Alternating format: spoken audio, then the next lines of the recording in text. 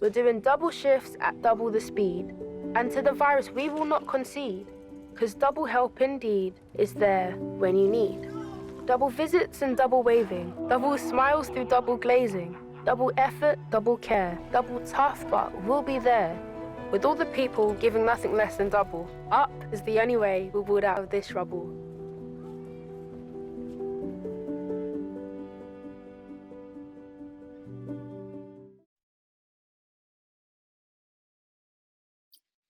Good evening. Welcome to the first in our online event series, Christmas Made Easy, the best wines and champagnes to cheer up Christmas in association with the Co-op.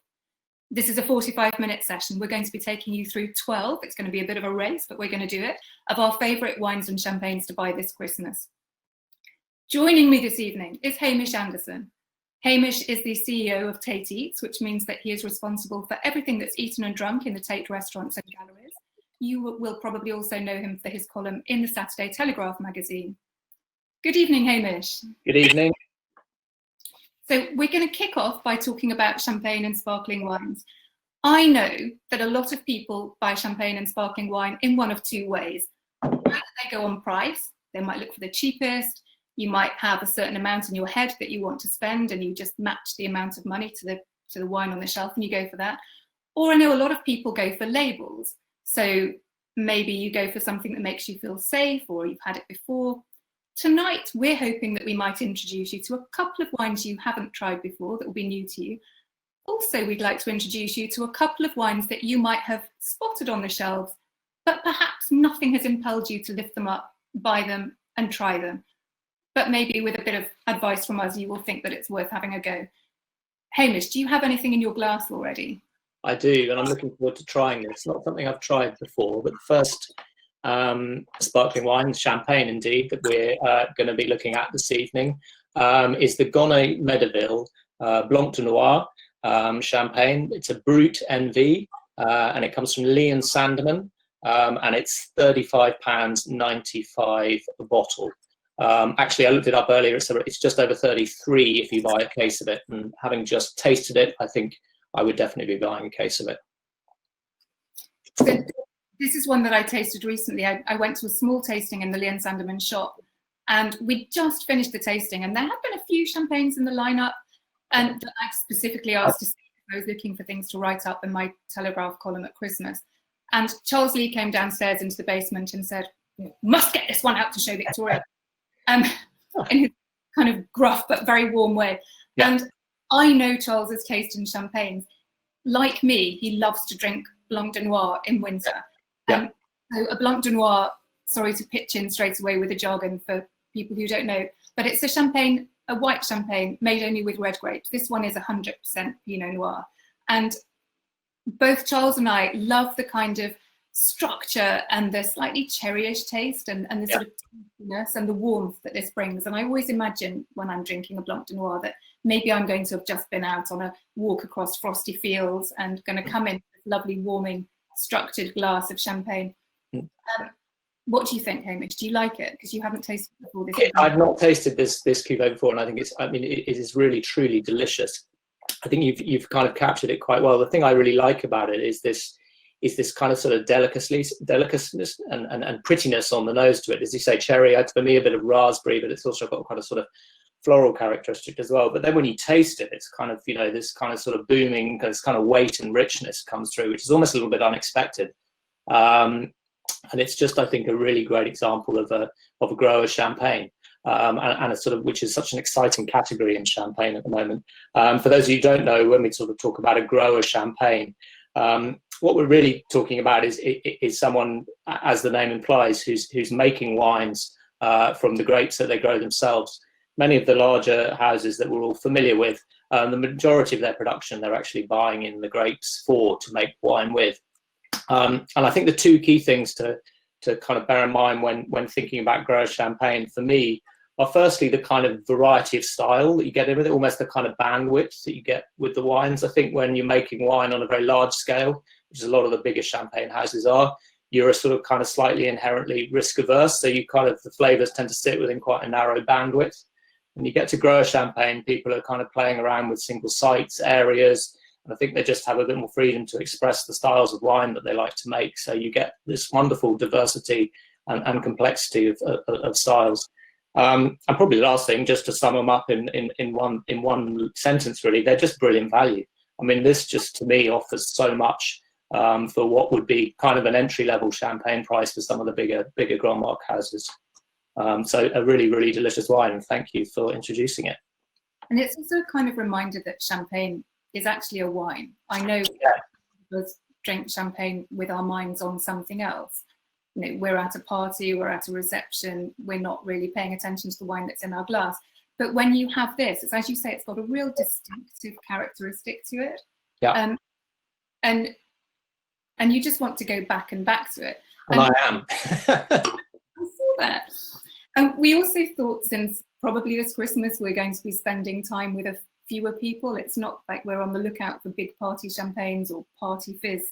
We're probably going to be drinking with a smaller number of people. So you can actually take the time to appreciate something that's perhaps a little bit more distinctive. But having said what great value growers champagnes are, and I do completely agree with Hamish, it's a really lovely category to explore, and you can really get quite hooked on finding another one here and another one there. And there are thousands of them, in fact, and we tend to keep our champagne appreciation to just a few narrow names. But you can also find really excellent value in some of the supermarket own labels as well. And I've got one of my favorites here. I'm going to have to say this is called Les Pionniers. Can you see that properly? Yep. This is the own label of the co-op. For all you cynics who are watching thinking this is sponsored by the co-op, no wonder she chose the co-op's champagne, I'd like to say that this has been one of my absolute go-to buys for several years. It's really fantastic value champagne. And in fact, it's the one that I've got in my glass. It's made by a large champagne house, and it just is consistently there. It has a really nice line through it. It has a kind of biscuity taste. It's such good quality. And I've recommended it so many times to people to buy for their parties or Christmas gatherings. And they've said, well, it does have a supermarket logo on the label. And I think that's just completely crazy. It's a really superb champagne, and I wouldn't let that get in the way of my buying it at all. Can you just show us your glass again, Hamish? Yep. So I just wanted to make a point. Neither of us have got our champagne in the champagne flute. Do you ever use champagne flutes? I do sometimes, but quite wide ones, but particularly this style of champagne, which has got that kind of depth, and I think actually really changes and evolves in the glass. I quite like to drink out of this, which is a white wine glass. And I can see your champagne flute as well, which has got that kind of wide characteristic to it. I think that's the best way to drink it myself. What they call a bowed flute, because it's yeah, and just at the top as well. You can get some air in there and get your nose in there and give it a bit of air. much better. And so this champagne here, the co-op one, is the non-vintage version, but there is also a vintage version, which is well worth trading up to. I had the 2012 in my, which is the current vintage selection in my Christmas selection as well. I think the non-vintage is £19 and the vintage is 27. And again, as Victoria said, the cynics amongst you will think that we're just picking these because they come from the co-op. But, you know, again, consistently, I've always found that the vintage version just really cracking value. 2012, I think it helps this year because it's a great vintage in Champagne, particularly good for Pinot Noir, which it has a good amount of Pinot Noir in the blend.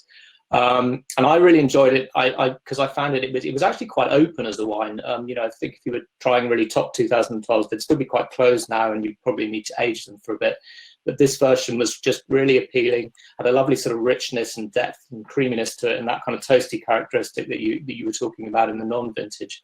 And it sort of struck a chord with me thinking about how we might drink champagne over this Christmas period. You know, maybe less people around, and you might be opening a glass of champagne and having it as an aperitif, which is of course a great thing to do and the traditional thing that we do. But I actually think that champagne is a greatly undervalued wine to drink with food, and I could see that 2012. You know, you could carry that through quite happily with that kind of weight and texture into a meal. you know, if you want to get traditional, it would be brilliant with drinking it with turkey and that kind of thing. But, you know, I think champagne is just such a versatile food wine. It goes quite well with spicy food, lots of different types of food. Certainly those weightier ones can happily stand up to sort of white meats and things. So I just thought it would be it's a really nicely versatile bottle to sort of have in your rack over the Christmas period. Yeah, it's great with sushi, and also crisps. Yeah. Let's not forget the obvious one, because it goes really well. And just to sort of pick up on that, I know we were talking a bit about, you know, being on your own or being just two of you over that Christmas period and leaving bottles open in the fridge. You know, how long do you leave a bottle of champagne open in the fridge for? I managed a record 8 days recently. So I don't always get 8 days out of it, but we're lucky we get to taste a lot of wines at home. I often open 30 wines in an evening. The ones that are good and I might want to have another look at, I keep. The others go down the sink or to my neighbours. And so I've had plenty of opportunity to observe how well you can keep champagne. And it seems to me that it keeps better than almost any other wine at all. And it doesn't lose its fizz. I have no idea why not. I can't tell you what the science is, but I don't use a stopper. I certainly don't put a teaspoon in the top of my bottle. I just stick it in the fridge door with nothing on at all. And I find certainly 2, 3, 4 days later, you can still enjoy it. So I know champagne, there's usually that kind of, oh, but there's only 2 of us, will we get through the whole bottle? But you just don't need to. You can go back and have another glass and a couple of days later, and that's just fine. There's I don't know if you're watching the comment bar on the right hand side, Victoria, there's absolutely incredulity that you should be keeping a bottle of champagne open for 8 days and not finishing it. Jonathan Mole says 8 seconds. That's very good. If you could see how many bottles of wine come through my flat, you would understand. It's just not possible. So we should quickly move on. We're going to move on to English sparkling wine, whose reputation has soared, deservedly so, I think, in the last few years. Even though the wine is really excellent and has proved its point by doing very well in tasting competitions against champagne, I still think it's taken people a long time to get used to the idea of paying as much for it as they might for a champagne. I certainly know that was the comment that came up over and over again whenever I recommended one. Now, Hamish, I know you serve both champagne and English sparkling wine in the Tate restaurant, so I'm curious to know how it goes down there. Yeah, well, I think echoing exactly what you said. I mean, I've been lucky enough to work at Tate for nearly 20 years, and you know, I took over running the kind of wine side of things at Tate Britain when that was the main Tate Gallery in London. And as the name implies, it's the home of British art. So you know, quite soon after I started there, I started to try and put some English wines, both still and sparkling, on the list. And they were almost impossible to sell, actually. And the hardest people to convince were actually British people themselves. The tourists who were there visiting the museum would be intrigued and buy a glass, but British people were not very keen 20 years ago on buying British wine. And that's just changed completely. I mean, we now pour at Tate Modern in our restaurants there. You can buy English sparkling wine and champagne. They both sell at roughly the same price. They're both poured by the glass, and we sell them pretty much 50-50. And I think even more instructive than that actually is a big part of our business at Tate is running, you know, large scale events for big sort of corporate clients. And again, I think that, you know, to start off with, people would not be that comfortable serving an English sparkling wine because they wanted champagne to have that kind of mark of authority for an event. But again, now that's really, really changed. So, you know, I think it's a great time to be producing English sparkling wine. It's really a burgeoning scene, and we've got 2 to try in a minute. But you know, there are some great examples out there. I think it's almost become so that people really have to have one on the list, hasn't it? If you go into a restaurant or a bar and they have quite an extensive wine list and there wasn't an English sparkling wine, it would feel like an omission. Yeah, no, absolutely. I think we've got 2 to try now. The first is the Roebuck Estate, which I'm going to talk about a little bit in a minute, which is quite a new discovery from me. 2014, it's the classic Cuvée, so it's £35. So, you know, to your point, it's certainly pitching itself at the same price as the champagne.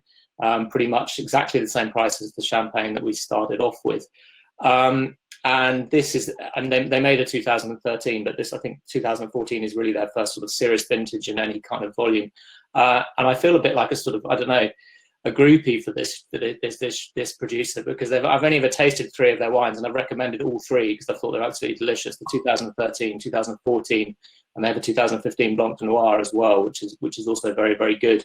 And I'd be interested to hear, Victoria, your views on how do you characterize English sparkling wine in terms stylistically compared to champagne? It's getting harder and harder to tell the difference, I think. It used to be fairly straightforward. You used to look at it and it was that spine of acidity. I know that for people who aren't involved in wine, acidity can be a really off-putting word, but I think of it as something bracing, refreshing, mouth-watering. For me, it's something very attractive. And it really runs a line down your mouth. When you put it in your mouth, you can really feel that tingle. And I think that was always, and still is to a large extent, the thing that marks it out. But increasingly, I hear people in blind tasting lineups say, we weren't quite sure which this was. I don't think in any way that English sparkling wine should be trying to taste like champagne. It's very important for any wine to find its own place and its own, I don't know, its own distinctive qualities, I think. But it's interesting that perhaps an acidity that perhaps at some point was a little bit over the top has now calmed down a little bit and become something quite attractive. Of course, we've had quite warm vintages recently, and that has really helped. But then the climate in Champagne is warming up. It's warmed up by a whole degree in the last few decades. So things are changing. I'm just going to jump in there before, I think Emma Sterling is just about to disappear off my screen. She was just asking, can you recommend any English organic and biodynamic wines? And I don't know, the 2 estates that came to my mind were Limney Estate and Tillingham, which I think is certified organic. And I just wondered if you'd had any other recommendations as well. I can't think of any more. There might be some. I do know there are a few vineyard managers who I've said, any thoughts of any plans to go organic? And they've looked at me like I was crazy. Yeah, it's tough. It's really hard in this climate, really, really difficult. We'd love to, but we just can't take on that level of risk. Yeah. So yeah, no, I think you're right. There aren't that many because, as you say, it's risky enough anyway making wine in this country in terms of crop levels and all that kind of thing. Just to get back to the Roebuck Estate, I mean, one of the reason I ask you about that kind of, how we characterise English sparkling wine, because these wines, just picking up on your point, for me were not a new style, but a style you're seeing more of in English sparkling wine, which is less of that really kind of sort of high acid, direct kind of pure refreshing style. These wines to me, they have some of the wines that are made that go into it are aged in oak, and it has quite a long aging process. So again, it's just have this lovely sort of depth and character and sort of base notes to the wine that I really, really enjoyed. And almost a little bit touching on the 2012 co-op, that versatility and the depth to be able to kind of enjoy throughout a meal and with food and that type of thing as well. So it was wines I really, really enjoyed and look forward to seeing what their future releases are like as well. Louise Croft down the sidebar is asking, where is Roebuck Estate? It's a very good question. Sorry. We both actually had to look it up. Yeah. So it's interesting. They have some vineyards in Sussex. I was talking to James Mead earlier, he's the general manager, and he told me that one of their vineyards they actually bought from Nightimber, and the other one is another one of their vineyards is so close to Nightimber they can just sort of see some of Nightimber's vineyards through the trees, and it's on that kind of green sand. But very interestingly, they're not making the wine themselves. They, like many other English producers, are making the wine at Hattingley. So Hattingley Estate, they have a contract winery. So it's incredibly expensive to make your own sparkling wine. The kind of machinery that you need for the winery costs an absolute fortune. So it makes sense that if somebody has a very huge winery, they can take other people's grapes, they can have a discussion with the estate, they can say, how do you want it to be? What do you think we should do? Let's try this and that. And Hattingley make a lot of people's wine for them in under their own labels. So that's where it's made, and the vineyards are some of them in Sussex. We've got another English sparkling wine to show you. I think you've got that one, Hamish, have you? I have indeed. So this is very interesting. I know you're going to talk about this, but I was fascinated when you recommended this. So this is a 2010, so quite an old grand vintage English sparkling wine under the own label from Morrison's. And it's a bit of a mystery because it's another supermarket own label, and I have to admit that I tasted this. I probably had 30 or 40 wines on my work surface that day, and sometimes I didn't come to it with any great expectations. Probably slightly unfairly moving quickly to the spittoon, and I just went, this is really good. This does not taste how I expected it to taste. It has a real richness to it, and part of that comes from the age. The 2010 wine was also, it's a lovely year, and I couldn't really believe that the price for the quality of the wine that was in the bottle. And I thought, I wonder who makes this wine. And I had a look at the back label, and it said something like, is it Rolling Green Hills Limited? Yeah. I've never heard of Rolling Green Hills. And I asked Morrison's, who makes this wine for you, and they said, well, we actually can't tell you. According to our contract, we can't tell you. So I looked them up, and I had a little rummage through Company's House, and I found that Rolling Green Hills is, the company has one director who is a Dutch guy, whose name didn't mean anything to me, but it did ring a little bell because the owner of Nightimber is Dutch. And when I scrolled through all the information, I found that Eric Harima, who is the owner of Nightimber, was registered as having a significant controlling interest in Rolling Green Hills. So there's a link. I'm not going to say I'm making it, but there's a link. Did you enjoy the wine? yes, I did. I mean, I echo exactly what you thought. So again, I didn't come to it with much expectation. I mean, it's not the most complex wine, but I just think it like you say, it's just got this age and this lovely sort of depth of character to it that really over delivers for the price. Yeah, it's good value. And it's also, I'm not sure if we have this in our notes, but it's also quite soon, I think from the 25th of November, going on special offer at £16, at which point it's a really, I mean, it's good value at the normal price, and that's a real bargain. Yeah. So we have now, we're going to do a red and a white wine kind of at the same time. So we're moving to still wines. The way we did this was everyone needs to have a sort of house red and a house wine, wines that you might want to drink over and over again. You're not opening them for a particular special meal. You're not opening them particularly to go with anything. Something that's versatile, something that's not too expensive, something that you just want to keep going back to, but not necessarily have to think about too hard, something you just want to drink. So do you want to do yours first? It's the red one you've got, isn't it? Yeah, well, I was going to talk about the Riesling. Yeah, I'll show up the Syrah first. Can you introduce it? So that's Domaine Les Yeux, and it's a Syrah. And Syrah is a grape I love. If you know wine, you will know that it's the grape of the Northern Rhone. And this one comes from the Languedoc.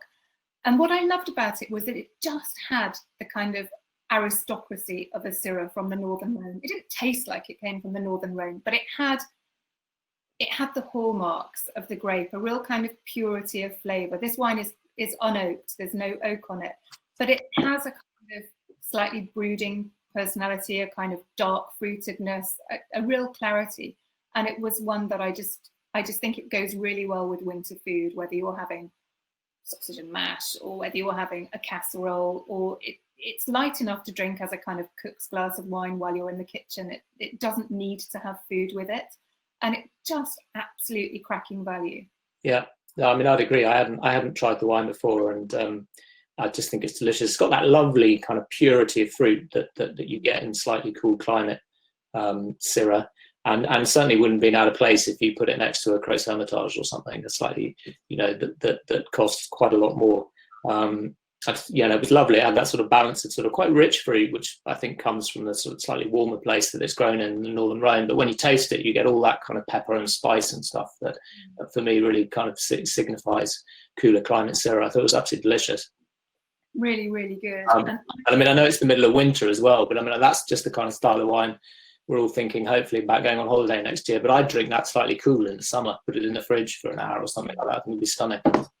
It would be amazing. It's just, and it's one that you don't get bored of drinking. You can sort of keep going back to it and find something else to look at in it. It just works over and over.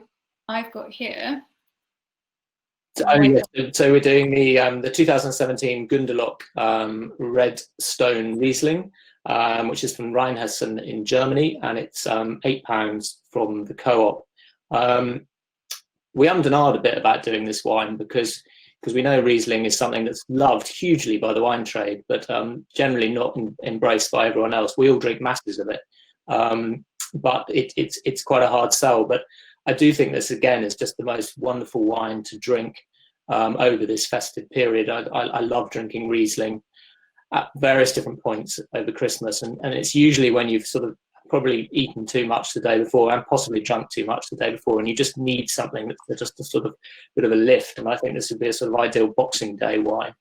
I did a little bit of research around this wine because this is a producer, Gundelach, actually, that we've used quite a lot in our restaurants, and I was actually amazed that the wine was so cheap.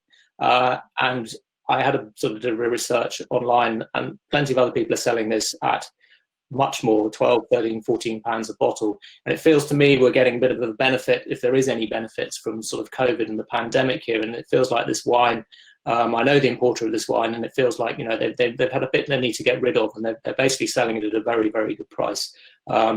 It's in a really lovely place now.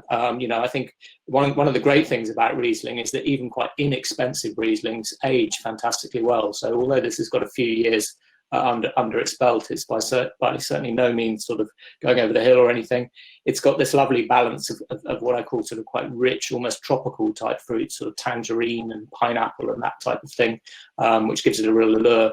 And then just Riesling's kind of signature, which is this lovely, fresh, sort of biting acidity, which kind of sort of wakes you up, particularly if you've eaten and drunk a bit too much the day before. So I thought a wine that was just delicious, and again, very versatile. You could use this at lots of different points over the festive period.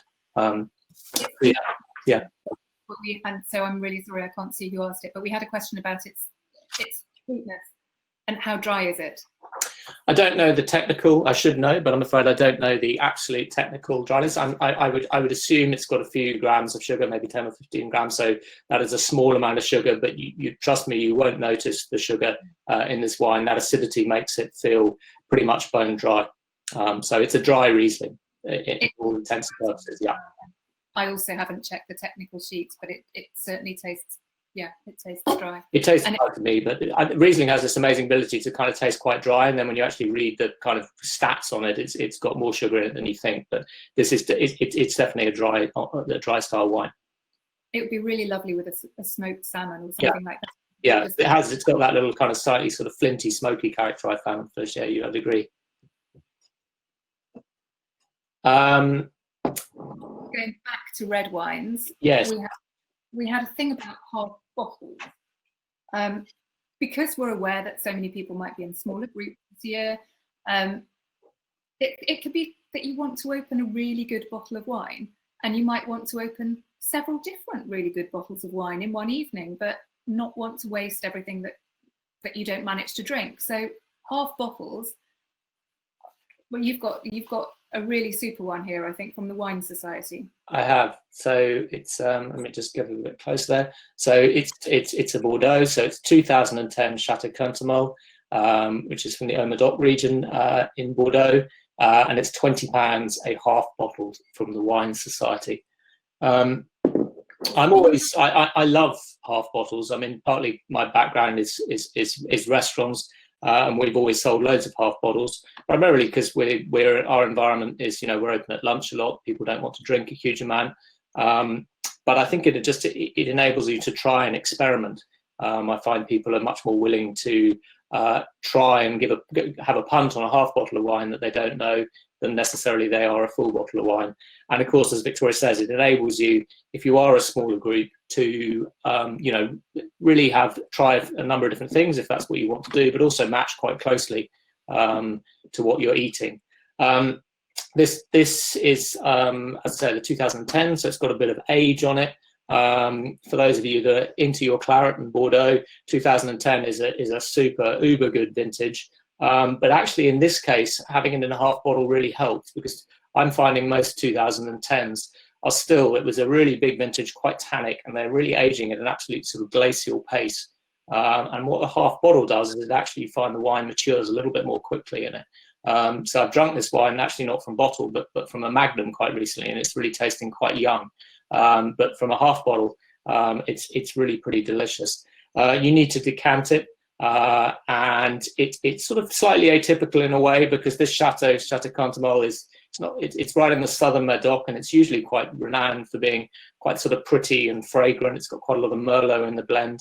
It's not very far from Margaux, so that kind of sort of prettiness and fragrance. But here you're tasting more, actually, I think, of the vintage, which is the sort of powerful 2010 vintage. Still quite a lot of sort of tannin there. So it's the kind of thing that you're going to want to get out and have with roast beef or something quite strong. But certainly decant it for sort of half an hour minimum, I would say, before drinking it.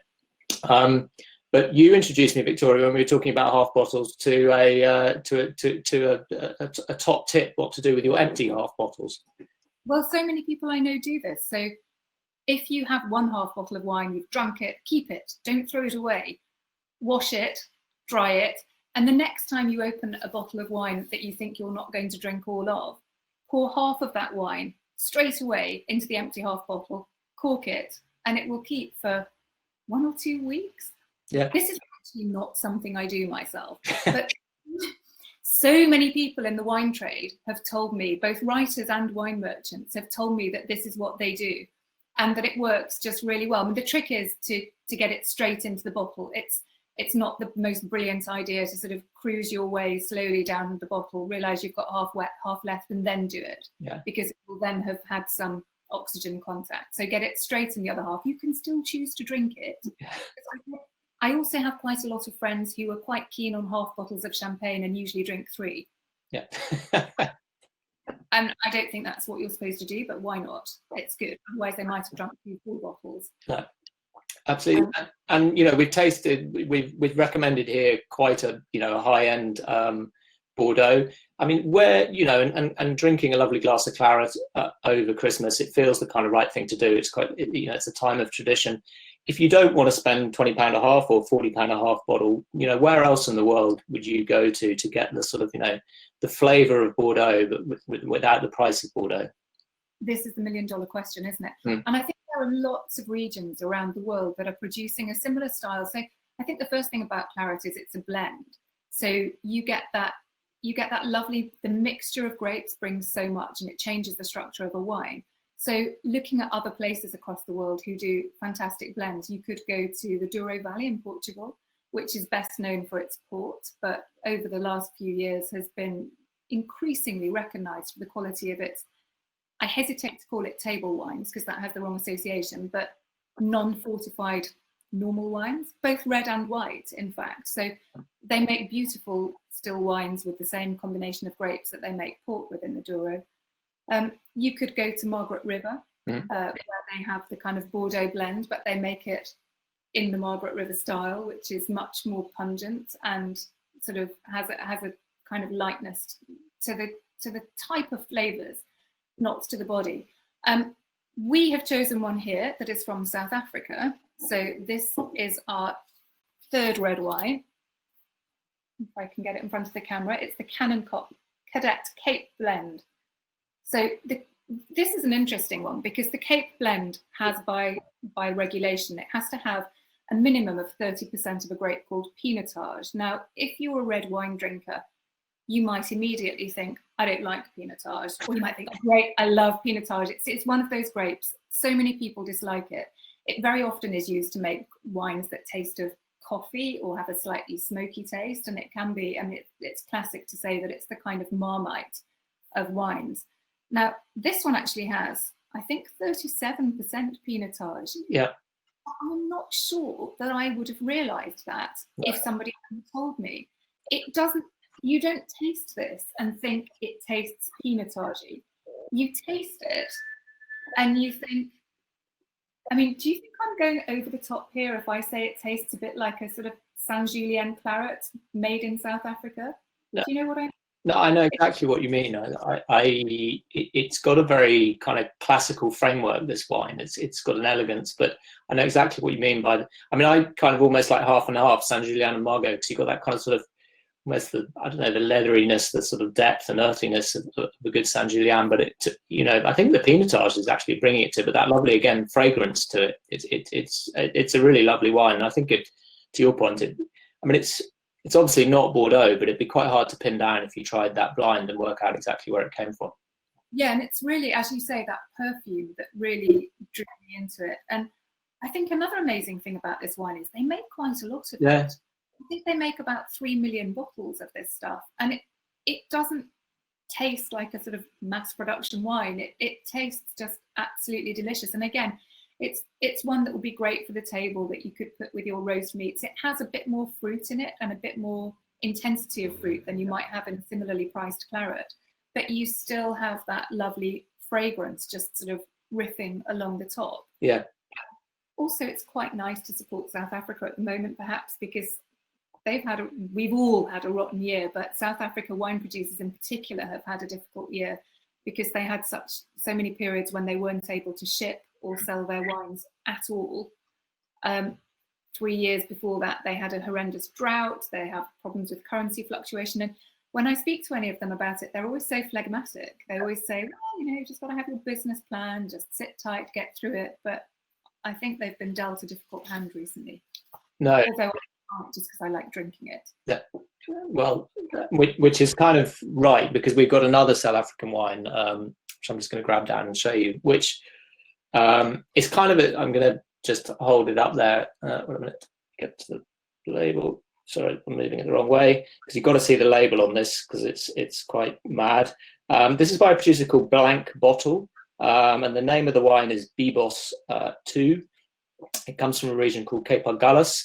It's the 2018, and it is quite an expensive wine. It's £24, and it's from a really great independent importer called Swig.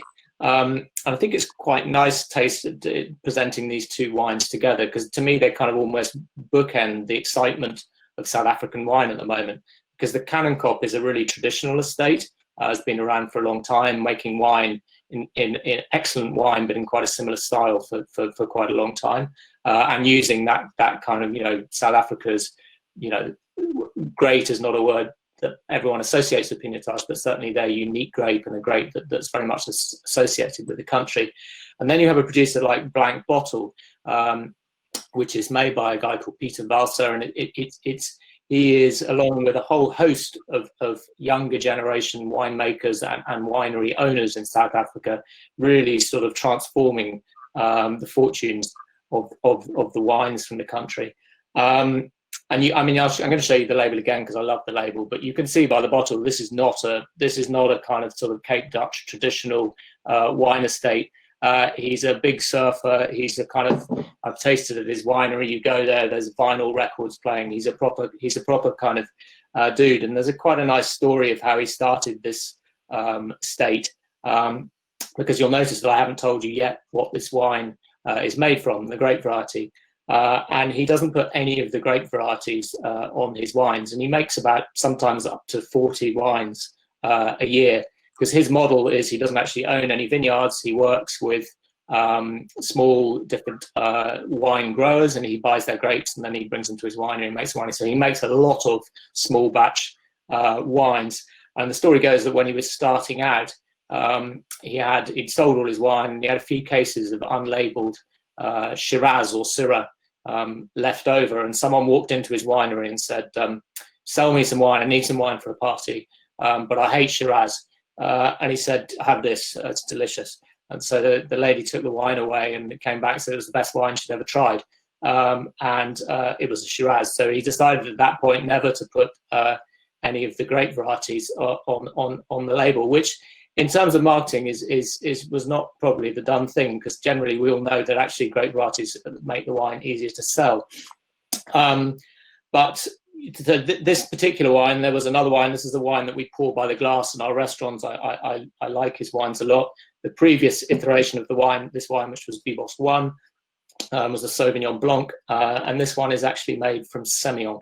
And I just love the way that he makes his wines, which again, probably it's a word I've used quite a lot during this session.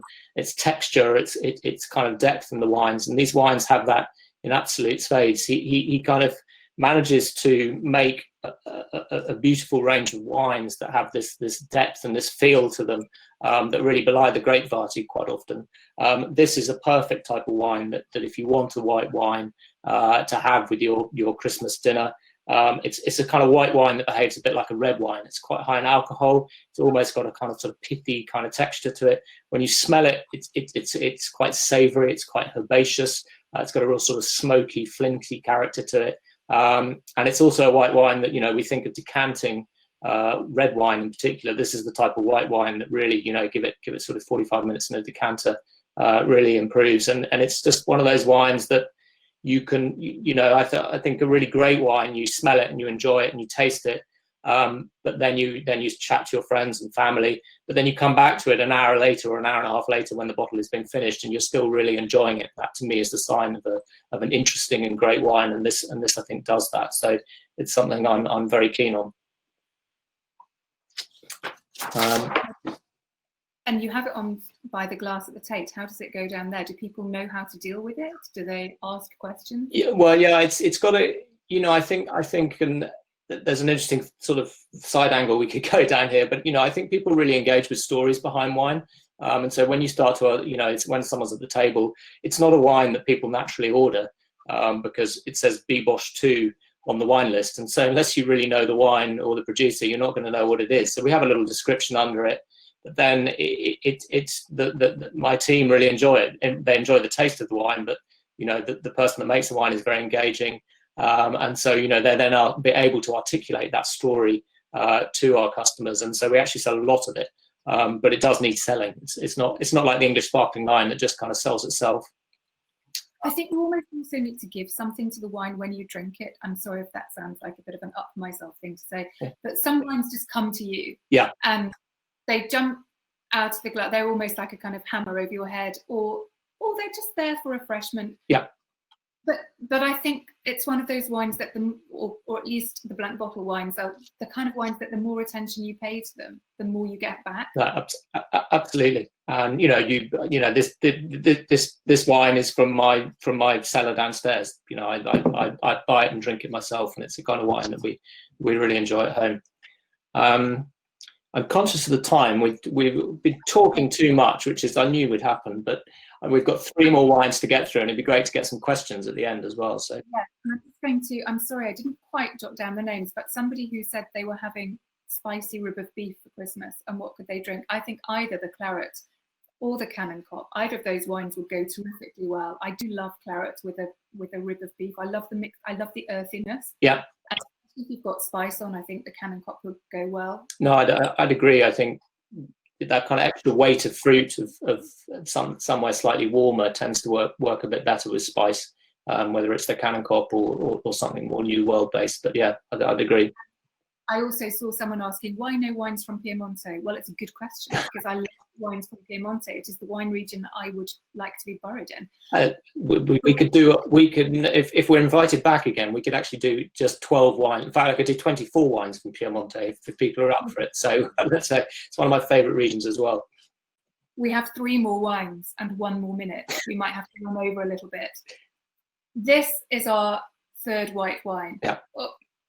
I was talking earlier about Margaret River. This is from Margaret River, which is a wine region in the southwest corner of Australia. It's a beautiful place. I have to admit, I have been slightly daydreaming about it this year. The more I'm confined, the more I think about Margaret River. It's a sort of 3 or 4 hour drive south from Perth, and it's on a peninsula where I think it's romantically where the Indian and Southern Oceans meet. Please don't tell me I've got my geography terribly wrong there. But it's full of kind of huge forests of huge gum trees, and they make, and it's got great surf waves as well, which attracts quite a lot of the younger winemakers, and they make fantastic wines. We always say that wines from Margaret River are sort of Bordeaux blends, and I think that's incredibly unfair to Margaret River, because I think that it takes the Bordeaux blend with both red wines and with white wines and turns it into something completely different. So this is a Semillon Sauvignon Blanc. The wine that Hamish was just talking about is a Semillon, but as is this, but they're just completely different. When I drink this wine, because I do drink this wine, I don't drink it and think it's a Bordeaux blend from Australia. It doesn't even make me think of that. The flavours are much more sort of zesty, almost a kind of sherbety flavour. I think of kind of citrus sorbets, and you get that lovely glide of flavours, kind of lemongrass. It's so refreshing. Yeah. And again, sounding like I'm obsessed with smoked salmon this evening. But it would be a good wine with smoked salmon. Also, I quite like Semillon. You know when you have hot smoked salmon with a bit of horseradish on, and you've got that spiciness. I quite like Semillon with that. Semillon's a peculiar grape because when it's very young, it tastes incredibly live, and it's all about the citrus. And as it gets older, it acquires this kind of a taste that's a bit like toast, or like the inside of a brand new leather handbag if you go around sniffing handbags. Sometimes you can make the mistake of thinking that Semillon has oak on it when it doesn't. And if a Semillon is older, I often have to ask because I just can't tell. This is bandbox fresh. This is 2020, so it's all the youthful, bright flavours. Will you be putting out a list of the wines you've spoken out? Yes, we will. This is another Tesco wine. I'm sorry, I didn't say the price. It's £12. Even I'm seeing people say that some of the wines are unavailable. I'm sure they can't continue to be unavailable because Tesco knew that we were showing these wines this evening, and I think they would have mentioned it if they didn't have them. And in fact, they sent us each a bottle of this today, so we know they've got it. It's just come into stock. Yeah, I think it's 2020, maybe just getting into that, perhaps. I hadn't tried that vintage, and it's a little bit like the Gundelach that we were talking about earlier. It is just a kind of, it just wakes you up, that wine, that sort of zesty, sherbety. It was sort of like lemon. I mean, it's not the alcohol from it, but tasting a really good limoncello or something where you get the skin of the lemon as well. I just thought it was wonderful. It's like the oil, isn't it? Yeah, that lovely oil. Exactly. The oil from citrus. Yeah, it comes off. So we need to move on to the sweet wines. Yep. We could have so many sweet wines. The main thing, it's almost ironic that we barely have time for the sweet wines, because when we were chatting before this, one of the things that we were saying was it's really hard at Christmas to find the moment for a sweet wine because you have so much else to drink and so much else on the table and so much else to pour into your glasses that by the time you get to the end of dinner, you don't really have the space. Or is that just me? I think you're quite right. I mean, I'll show mine first because the label there is not showing up very well. There we go. That's a bit better. So it's 2015 Tokai, so from Hungary. The producer is Diznoko, and the sweetness level, which is what the 5 Pionniers is about on the label. This is, I just need to double check. Yeah, 1999. That's a half bottle. Quite often Tokai comes in a 50 centilitre bottle, but this isn't. This is only a half bottle. So it's 1999, and it's from Waitrose. Dora, do you want to show your port as well, and then maybe we can talk about it together? Being drawn to the sidebar where I'm seeing everyone trying to buy the Canon Cop Cadet. I do know that I had to get a bottle of the Canon Cop Cadet to wave at you from the importer. And when Tesco wasn't able to send one, I did say, is that because you don't have any in stock? And they said, no, it's because we're in lockdown and we can't get samples out. So they do think it's there somewhere. So we'll check tomorrow and we'll find that it's coming back in, I'm sure. Yep. So I got William Pickering. This is a Berry Brothers and Rudd, Britain's oldest wine merchant, own label. It's a Tawny Port. Tawny Port is called Tawny Port because it is literally tawny in colour. And it looks that way because it spends time aging. Instead of aging in bottle, it spends a lot more time aging in big wooden casks. So it oxidizes, it changes colour, and as it does so, it takes on gorgeous flavours of sort of caramel and roasted nuts, and it's a beautiful wine. And this is made actually for Berry Brothers and Rudd by Quinta do Naval, which is a beautiful estate in the Douro. Also makes the world's most expensive port. Yeah. So as Hamish actually said when we were chatting on the phone, the fact that you can buy an own label is a bit like Chateau Latour making an own label, in effect. Yeah. That was a really nice line. I love to drink this chilled, straight from the fridge. It's gorgeous with desserts, like chocolate tarts or caramel tarts or orange tarts, but it's also really good with hard cheeses like manchego. Mm. So my advice for drinking port is have a port day. Open it at 4 o'clock in the afternoon. Have a glass as twilight starts to arrive, and don't wait till you've already drunk so much else that you can't really appreciate it properly. Just have a day where you just have a glass of port. It's good enough to do that. I think that's. I'm definitely going to take that on board. I think one of the other great things about Tawny Port, I think it's interesting that we've both chosen, I'll talk a little bit about the Tokaj in a second, but one of the other reasons I love Tawny Port as well is it's slightly lighter in style than sort of more traditional vintage ports. And indeed, you can keep it open because it's kind of almost been oxidized already. It'll stay open fresh for a very, very long time. So it's a great thing that's just sort of can just sort of nestle in your fridge for weeks on end, and you can just have a little nip of it every time the sort of spirits needed lifting. But one of the reasons I chose the Tokaj as well, and I'll just show it again, is that, you know, for the very reason of the often when you get to the end of the meal at this time, you've eaten and drunk quite a lot already. So I like to choose sweet wines at the end of the meal that have that real backbone of acidity to it. I love Sauterne, and don't get me wrong, I think Sauterne is great, but I tend to find it quite heavy at the end of the meal. So I sort of veer towards things that are made with grapes like Riesling, which from lots of different regions, or Chenin Blanc from the Loire, or indeed that grape grown anywhere else and turned into sweet wine. But this wine is from Tokaj, which is one of the great historic sweet wine producing regions, made mostly with a grape called Furmint, which, like many of the great grapes for making sweet wine, has this searingly high acidity to it. If you try it, which they now turn a lot of the grapes that are grown there into really good dry wines as well, but you try the grape as a dry wine, and it's this uber refreshing, real kind of line of acidity running through the wine. And that really helps this wine be, although it's very, very sweet, be incredibly fresh as well. If I hold the bottle up, you might just be able to see, I mean, I like this, that there's people making slightly different styles of Tokaj. If you see some, which you will see, which are slightly darker in colour than this, they're leading towards a slightly more sort of traditional or slightly more oxidative style, where you tend to get more flavours of things like sort of burnt caramel, toffee, that nutty, that type of thing. Whereas people like Desnoco and other range of producers are making these wines from grapes that are affected by botrytis, which is the same kind of mold that affects the grapes in Sauterne, that shrivels the grapes up, turns them into raisins. They're making them in a slightly sort of fresher style. So again, this has got loads of kind of sort of pineapple and passion fruit and that type of thing, and then that real kind of sort of smoky characteristic that I often get with botrytis affected wines. You can have it with desserts, but look, I've usually eaten about too much by the time this has arrived, so that is my dessert. So I just like to sip it as dessert in a glass, I call it. I couldn't agree more. You just want to concentrate on it. Yeah. It's so. Yeah. And it does have that beautiful, refreshing quality that you kind of need. I'm not a great one for matching desserts with sweet wines, because I just think it's a little bit overwhelming. And no, just as you said, just have the sweet wine. Yeah, no, absolutely. We are in danger of outstaying our welcome. So yeah. Well, it was. Can we take a last question before we get cut off? I don't. It's just everyone seems to be having fun in the sidebar. You're obviously all having a drink by now, anyways.